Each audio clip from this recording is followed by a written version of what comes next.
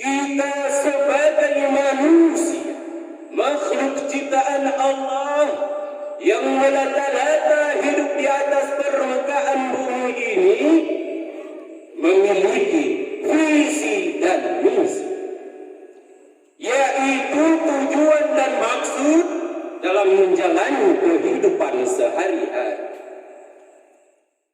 Konsep pembangunan yang dimajukan oleh dunia barat selama ini telah terbukti tidak sesuai dengan kehidupan dan fitrah umat manusia.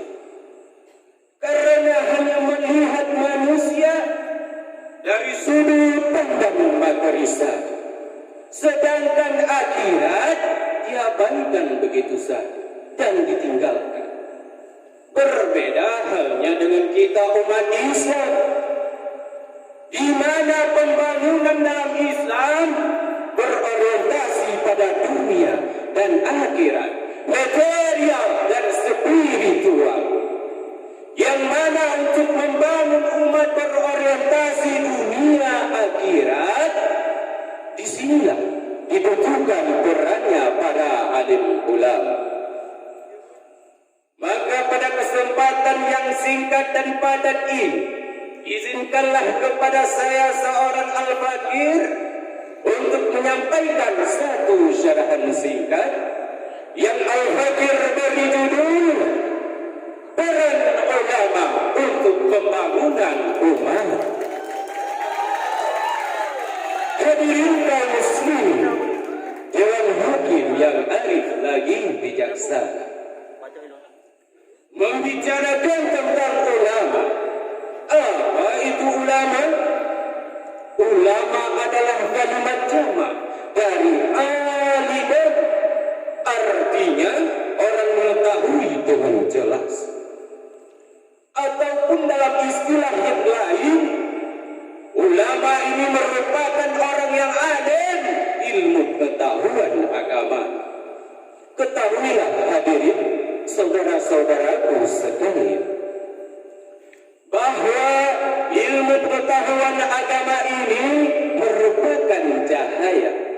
Sebagaimana Imam Syafi'i telah mengatakan, al-ilmu nurun wa nurullahi la yahdi li'anasi.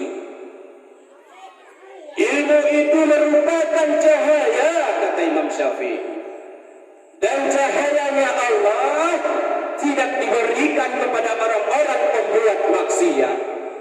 Jadi jelas hadirin, dapat kita pahami bersama bahwasanya orang-orang yang memiliki ilmu agama adalah orang yang terpilih. Maka oleh karena demikian, para alim ulama merupakan orang yang dipilih oleh Allah Subhanahu wa ta'ala untuk menyampaikan umat kepada jalan kebenaran, yaitu pada masa akhir zaman ini. Ulama dari negara manapun dari dunia Islam merupakan kelompok yang memperoleh legitimasi dan hormat dan dianggap suluh bagi umat, karena selalu bertindak semata-mata menyampaikan pesan-pesan ilahi melalui pengkajian Al-Quran dan As-Sunnah. Padahal hadirin, inilah posisi penting yang diperankan para alim ulama. Syekh Yusuf Al-Qaradawi pernah mengemukakan suatu pendapat bahwa keberadaan ulama di tengah-tengah umat memang dibutuhkan.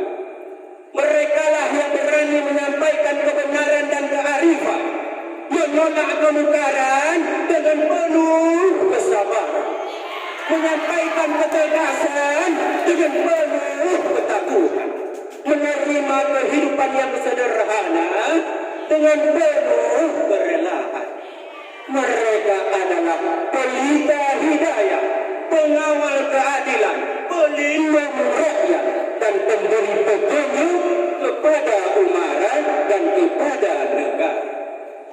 Hadirin kaum muslimin, Dewan Hakim yang arif lagi bijaksana. Ulama bertindak sebagai penyambung lidah Rasulullah dan juga bertindak sebagai pewarisnya Rasulullah sallallahu alaihi wasallam. Maka oleh karena demikian, hadirin saudara-saudaraku sekali, secara garis besar memiliki 4 macam tugas yang harus dilaksanakan. Tugas yang pertama, menyampaikan ajaran yang suci.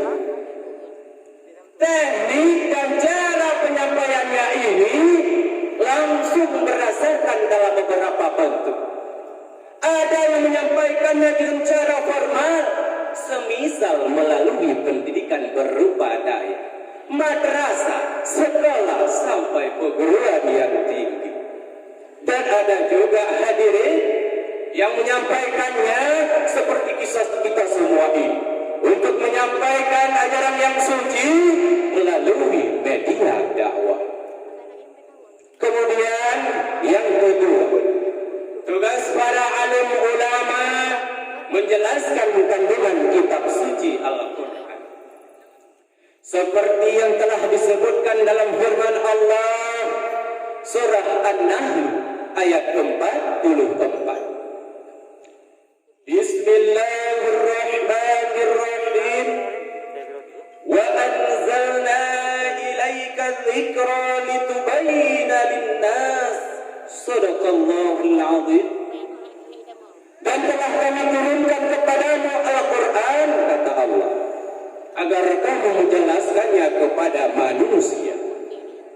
Jadi berdasarkan ayat tersebut dituntut oleh syariat kepada para alim ulama untuk terus menerus mempelajari dan mengkaji lebih mendalam isi kandungan Al-Quran, serta berupaya mengajarkannya kepada umat dari upaya mengajar dan mempelajari kitab suci Al-Quran.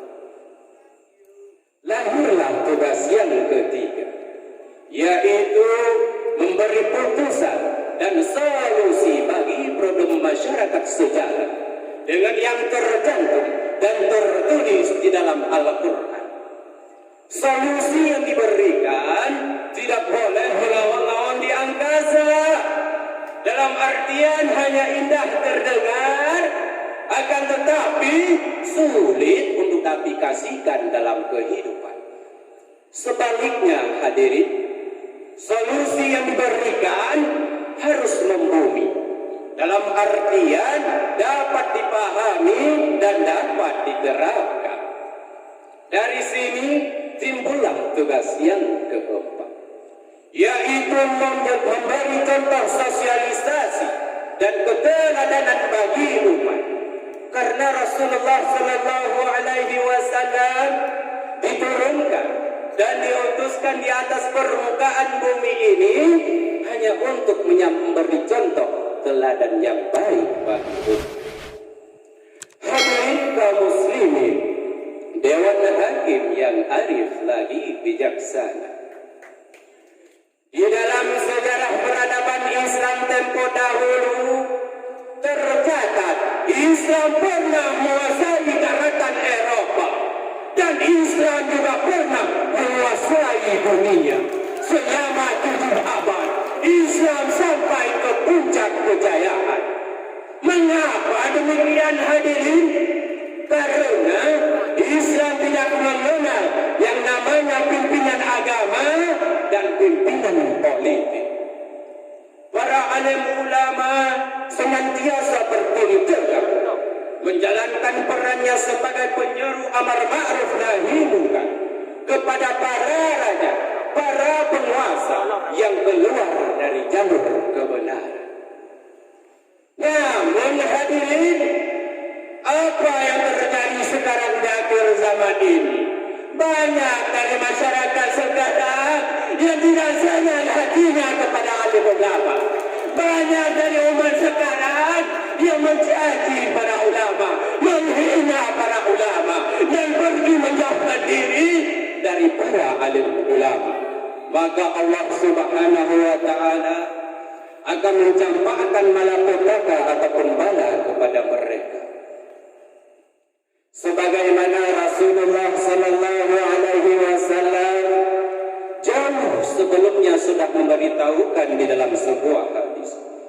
yang tertulis di dalam kitab Syafatul Asrar. Sayati zamanun ala ummati yufarruna minal ulama'i fayabtaliyahumullahu ta'ala bithalatin baliyah. Akan datang kepada umatku suatu masa, kata Nabi, mereka lari menjauhkan diri dari para alim ulama. Maka Allah Subhanahu wa ta'ala akan mencampakkan 3 malapetaka ataupun bala kepada mereka. Bala yang pertama, Allah akan mencabut keberkahan dari usaha mereka. Kemudian yang kedua, Allah akan mengirimkan kepada mereka raja yang zalim. Dan yang terakhir, keluar dari dunia mati dalam keadaan tanpa bekal iman. Na'udzubillah. Dari sekian banyak uraian yang telah Al-Fakir sampaikan, adapun yang menjadi kesimpulan ataupun intisarinya ialah untuk kita membangun umat berorientasi dunia akhirat, maka dibutuhkanlah perannya para alim ulama. Karena mereka merupakan orang yang dipilih oleh Allah untuk menyampaikan kebenaran kepada umat. Mereka para alim ulama bertindak sebagai penyambung lidah Rasulullah dan juga bertindak sebagai pewarisnya Rasulullah. Maka oleh karena demikian, kita umat yang bermasyarakat, marilah hadirin, kita dekatkan diri kita dengan para alim ulama, para habaib-habaib, para kiai-kiai. Bila mana kita menjauhkan diri ataupun kabur dari mereka, Allah Subhanahu wa ta'ala akan mencampakkan malapetaka ataupun bala kepada mereka. Hanya sekian yang dapat Al-Fakir sampaikan. Lebih dan kurang dan lebih, Al-Fakir mohon maaf dengan sebesar-besarnya. Waksana adika banjari kita basabe ukuta raja kuna ulama hanan patene ahwate mate iman binasa. Na'udzu billah. aqulu qawli hadha astaghfirullah al-azim wassalamu